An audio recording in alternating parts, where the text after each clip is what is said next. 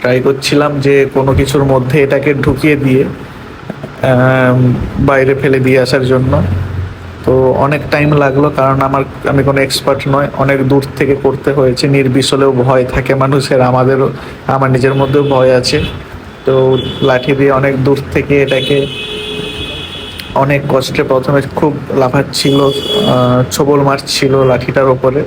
তো লাস্টেও নিজেই হাঁপিয়ে পড়ে অনেক ছোবল মারার পরে, অনেকক্ষণ লড়াই করার পরে লাঠির সাথে।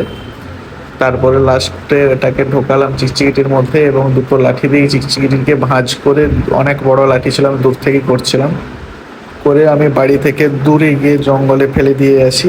তো এটার মধ্যে ভাই একটা আলাদা অনুভূতি, আলাদা একটা শান্তি। নির্জীব প্রাণী, একটা প্রাণীকে বাঁচিয়ে খুব ভালো লাগলো।